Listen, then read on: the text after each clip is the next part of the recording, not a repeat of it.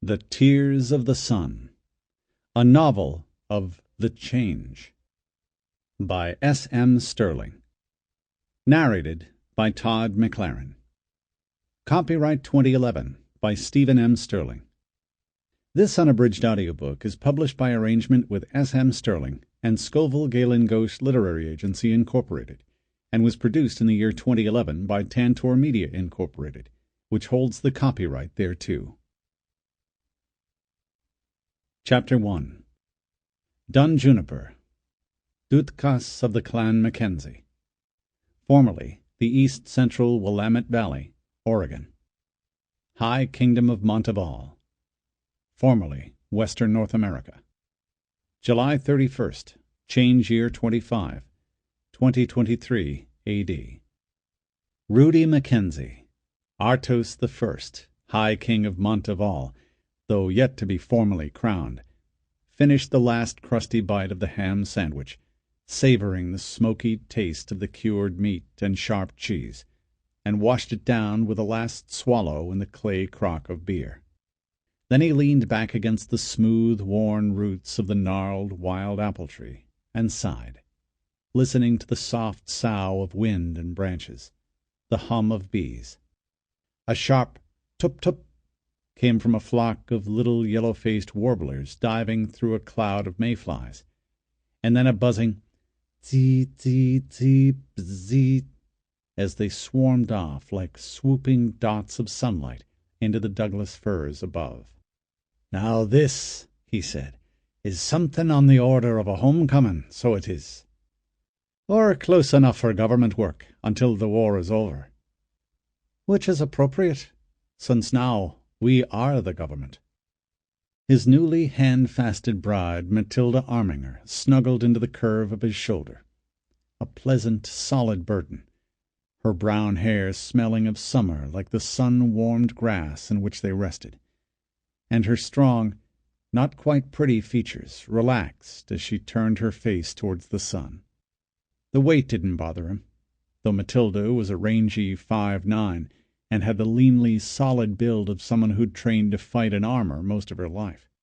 He was a tall man, born late in the first year of the change, which made him a few months older than his bride.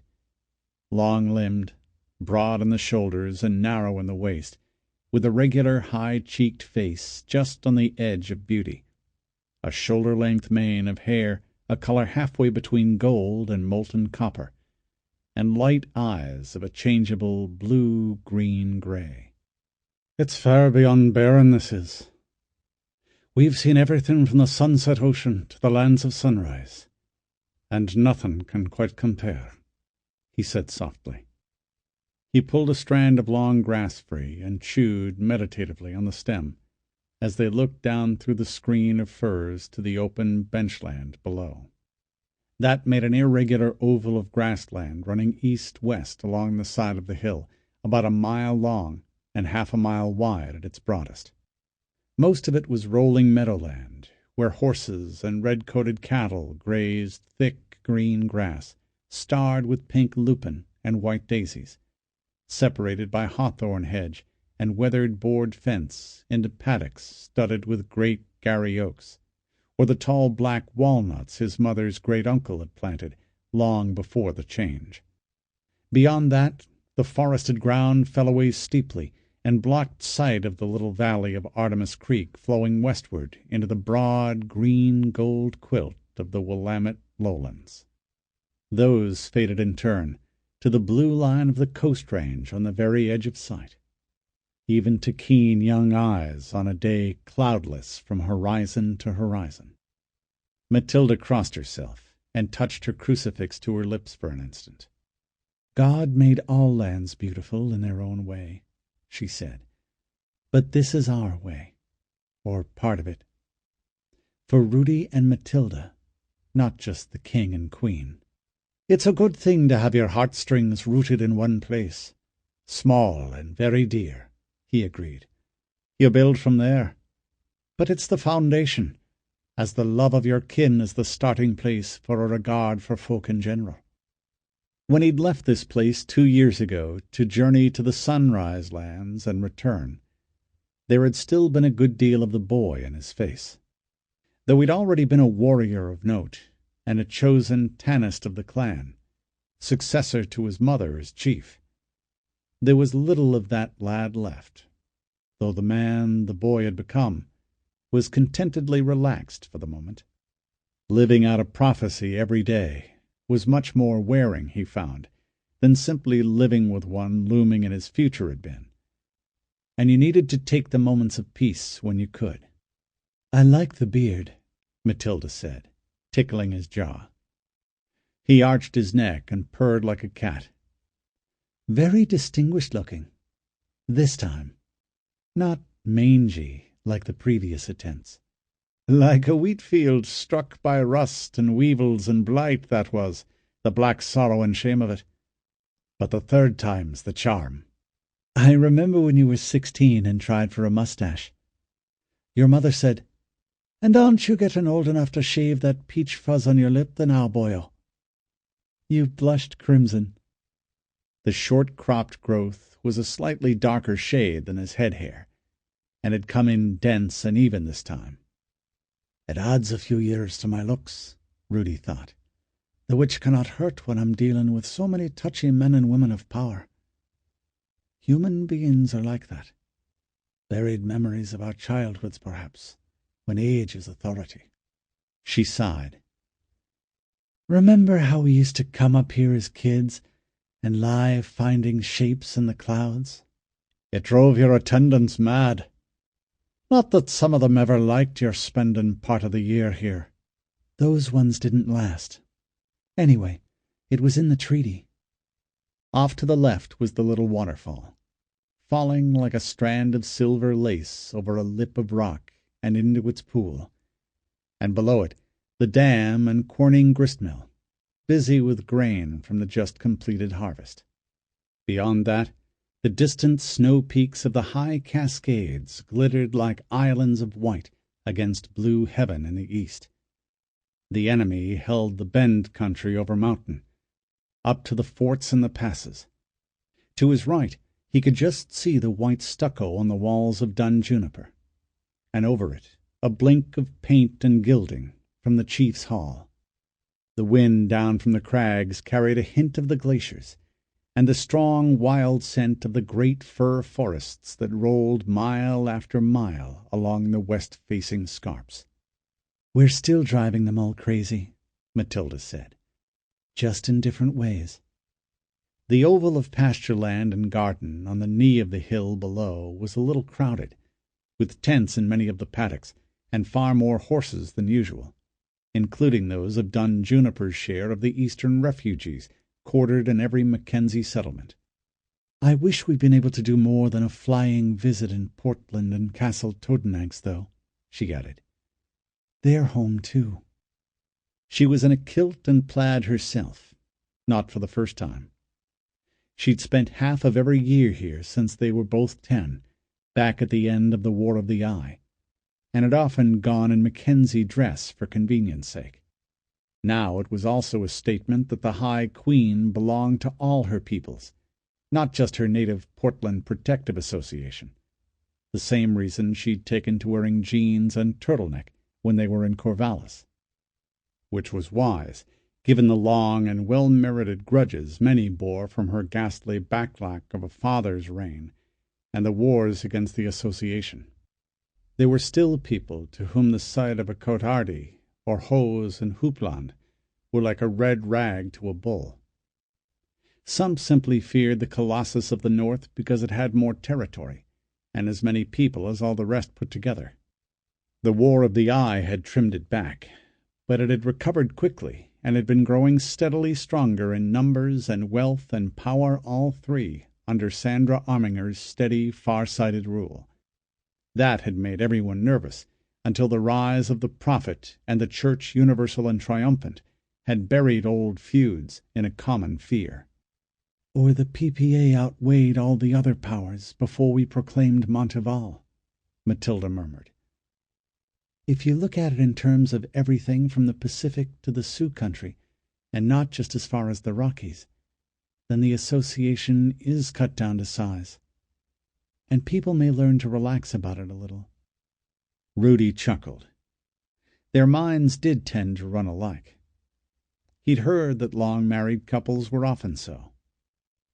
They'd been wed about one turning of the moon, but he supposed being friends from childhood, as well as lovers now, hastened the process. Plus, both being the children of rulers, and extremely shrewd ones. "But we have to win the war to make that more than a claim," he said, and kissed her. The touch was soft and sweet, and he murmured, "In the meantime, your wearing a kilt does have its merits." Rudy!" He stopped, a little unwilling, even though he'd been playing. "But we have permission from the gods themselves now," he said, teasing. "Yours in particular, since we were married in a Catholic church." "Not in the open air. Someone might come by." "I am Catholic, remember, not a witch girl. Nobody's coming by. Not with a Dane and a score of the High King's archers on guard." "And they're too close." He sighed dramatically. "Alas, it's right you are. Their slight presence just out of sight would make for a little constraint." "Just a little." They rose, brushing bits of grass and the odd leaf off each other. Rudy put on his flat Scots bonnet with a spray of raven feathers in its clasp. There was a clump of meadowsweet growing half a pace away. He made a sign of apology and murmured, "Let us share your beauty for a while, little sisters," as he bent and plucked them and wove a garland. "My thanks to you and her." "There," he said, setting the lacy cream-white flowers on her head, binding the long seal-brown hair that fell past her shoulders. "Queen of the meadow, to crown my queen." She kissed him again, and the sweet almond smell of the flowers encompassed them both. "Duty calls," she said a moment later. "In a shrill, unpleasant voice," he agreed mournfully. Reflex as deep as instinct made them reach for their sheathed swords, where they leaned against the tree with the belts wound around the tooled black leather of the scabbards. You didn't go a step without steel in reach. Rudy felt a slight, sudden cold shock as he touched his, and swung the belt around his waist, doubling it and tucking the tongue under, and settling the weight on his right hip with a twitch. He'd borne the sword of the lady for more than a year now, since that memorable day on Nantucked, and it still made the little hairs prickle along his spine every time he put his flesh to it anew. It was quiet today, or as much as the sword ever was. There were times a casual eye might have mistaken it for an ordinary weapon of extraordinary quality. The form was that of a knight's weapon, a yard of straight two-edged tapering blade, with a slightly crescent-shaped guard, and a double-lobed hilt of black staghorn. He gripped it and drew it slightly, enough for a handspan to gleam above the silver of the chape. Steel, at first glance.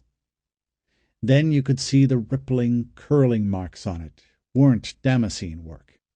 They drew the eye inward, every pattern repeating, down and down and down, as if it was a window through the world.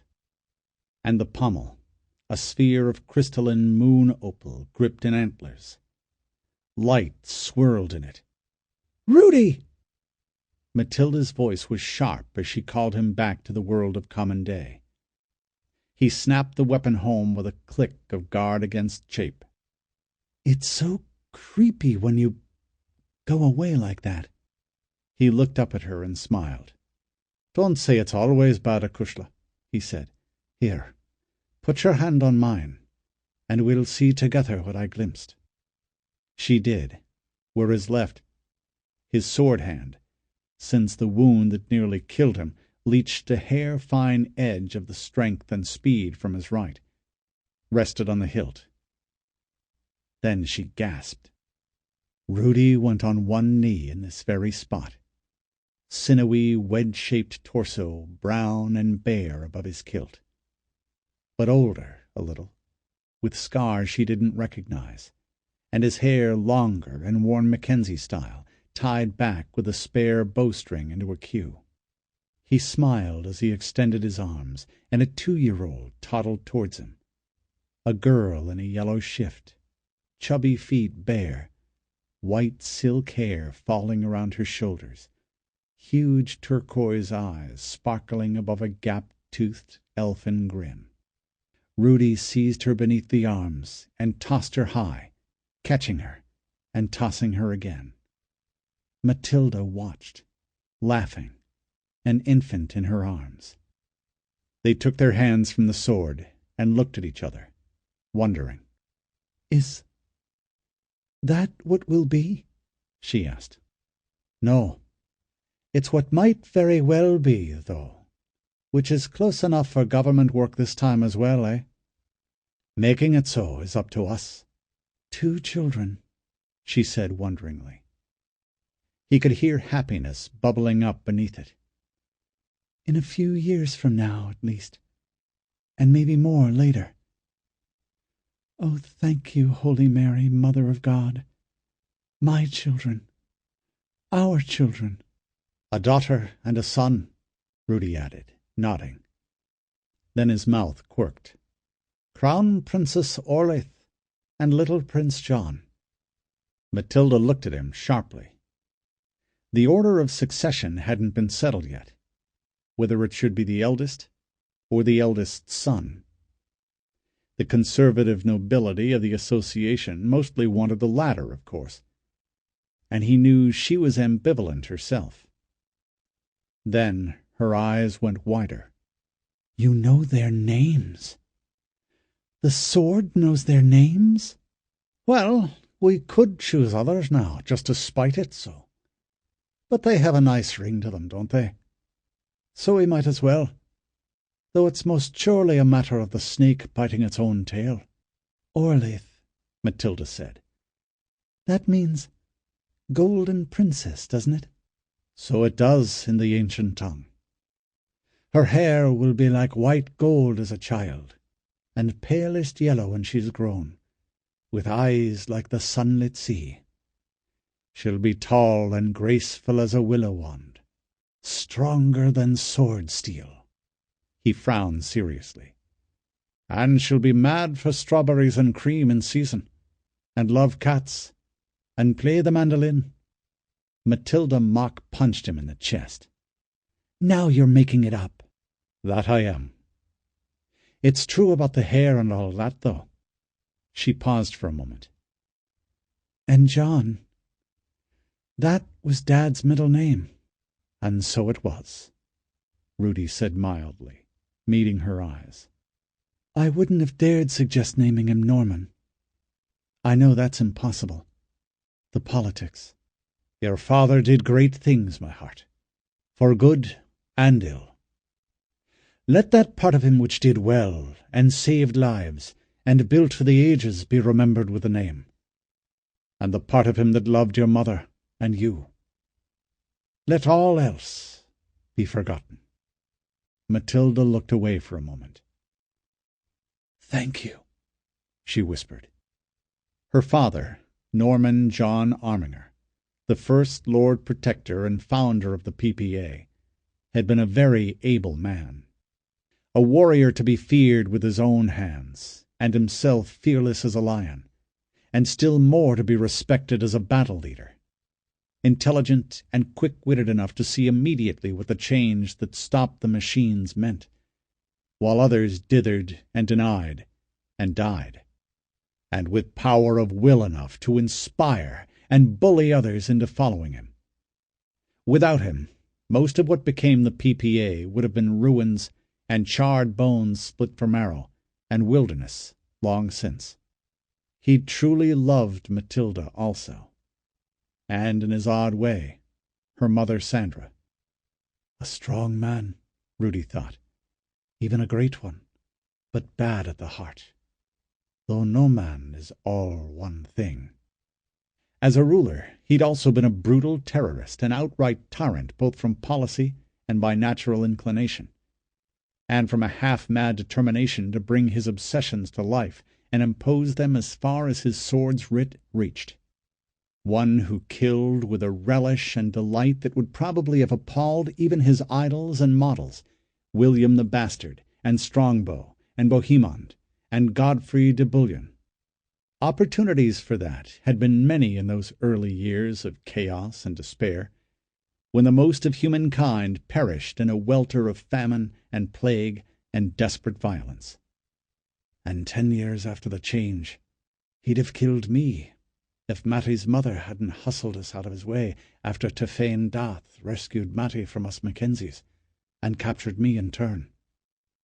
Killed me with embellishments, just to give mother anguish, I think.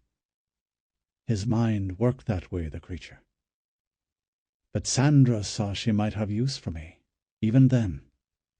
Lady Regent Sandra Arminger was just as ruthless as her spouse had been. She was also even more intelligent, vastly more patient, and not hag-ridden by his inner demons. Since Norman's death at the end of the War of the Eye, she'd even been a good overlord to the association from pure rational calculation. A hard ruler, very hard indeed, but not vicious. She had men killed without passion when she thought it necessary, like a croft wife picking a chicken for the pot, and with as little regret, in just the same spirit as she calculated taxes, or which bridges needed repair, or how to balance factions in the dance of intrigue. She was even popular with the commons in the PPA territories, because the counts and barons feared and obeyed her, and she kept them in check and enforced the law on high and low alike. Out of craftsmanship, I think. It's with good reason they call her the Spider of the Silver Tower. Yet she wept tears of joy when she saw Matilda again. And she raised Matilda. Me, too, when I was spending those months there every year after the war, as well as could be asked. Certainly we both learned much of kingcraft from her. We can never know the whole inwardness of another, nor all the paths their souls take from the eastern to the western gate, not even our own, until the dread Lord comes for us, and we stand before the guardians in the place where truth is seen whole. Our children, Matilda said again, leaning against him. When we've made a world safe for them, he said. So, let's be about it, eh? We've troops to muster. Nearly as important, we need to get a better handle on what's been going on here while we were away questing for the sword. Matilda nodded vigorously, her eyes going narrow with calculation. When she did that, she could look disquietingly like her mother. Rudy knew he was quick-witted. He suspected that in her way his hand-fasted wife was more intelligent still, more subtle certainly, and perhaps a little more systematic. And not just the big things, battles won or lost, castles defended or not, she said. All the details. It's going to be crucial to manage the politics properly from the start, and we can't assume things stood still while we were gone. That's my girl, he laughed. Though Chancellor Ignatius will have to take most of the burden for force, and I'll need him in the field eventually. He's a very able man, and not from the Protectorate. Sure, and that's one reason I appointed him. That, and being absolutely sure of him. She frowned, still lost in thought. And that's why I'm glad we sent your Aunt Astrid off on Operation Luthien. I took your advice on that, Akushla, though it's a thin chance. But what's the relation?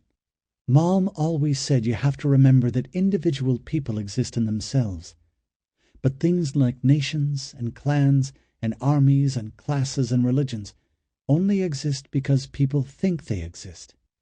They're not rocks. They're a swarm of people all flocking in the same direction. I mean, think of Monteval. It didn't exist 2 years ago, and now it does. And that's because we pretty much talked people into thinking it did. By letter at that. The point, though we were pushing on an open door.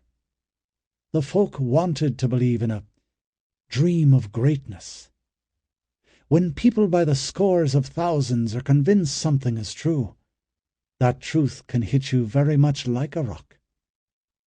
Hence our problems with the Church universal and triumphant, and its prophet Sathas, the creature. She nodded. That's so. But Mom also always said that when bunches of people are fighting against each other, whether it's with arms or words, you have to remember that they're not rocks colliding. They're people colliding. Every helmet has a head under it, and the head can think. The whole point of politics is to get people to do what you think they should. Bashing them is just one way of doing that. That's why Operation Luthien is so important. I think it might help us talk some people out of thinking that a certain set of rocks exist, and making them believe in our rocks. With the sword in my left hand and you at my right, I'm going to be invincible, Rudy grinned. Then, more soberly, though we'd best remember this is far bigger than either of us now. The story of many, and not ours alone. We may be at the center, but it's the wheel that matters, not just the hub. One arm went around her shoulders. He put the other hand's thumb and forefinger to his lips and whistled sharply. There was a moment's silence, and then figures with long yew bows in their hands came trotting down out of the trees, hard to see at first in their green-covered brigandines and Mackenzie tartan kilts and plaids. As they formed up around the High King and Queen for the walk back to Dun Juniper, one began to sing, and they all took it up. When he recognized the tune, so did Rudy, despite Matilda's laughing gesture of protest. Near Sutterdown, in the country round, one morning last Beltane, down a boreen green came a sweet colleen, and she was whistling Rudy's tane. She looked so sweet from her sandalled feet to the sheen of her nut-brown hair. She's a coaxing elf, sure I shook myself, to see if I was really there. That song's a mutilation, Matilda said. I've heard the original. I call it an improvement, Rudy said. This isn't Erin after all. And he continued in a strong tenor. From Ashland's plays up to Portland's quays, from Ben down to Coos Bay town. No maid I've seen like the fair Colleen that I met near Sutterdown. As she onward sped, I shook my head, and I gazed with a feeling rare. And I said, says I, to a passer-by, "Who's the maid with the nut-brown hair?" He smiled at me, and with pride says he, "That's the gem of our own clan's crown." Chapter 2. Shattuck Hall, Temporary Chancellery. Crown City of Portland. Formerly Portland, Oregon. Portland Protective Association, High Kingdom of Monteval. Formerly Western North America. July 31st, change year 25, 2023 A.D. My Lord Chancellor, his executive assistant said. Abbot Bishop Dimvoski to see you. Thank you, Ms. Wong, Ignatius said, with a polite nod. Many hats to keep straight, he thought. The title still felt a little unnatural. Though at present, with the hood of his scapular thrown back, there was nothing between his tonsured head with its rim of raven hair and the ceiling. He was a slim, broad-shouldered man of medium height, with a pale, weathered, regular face and slightly tilted black eyes, the legacy of a Vietnamese grandmother brought back here after some half-forgotten war of the ancient world.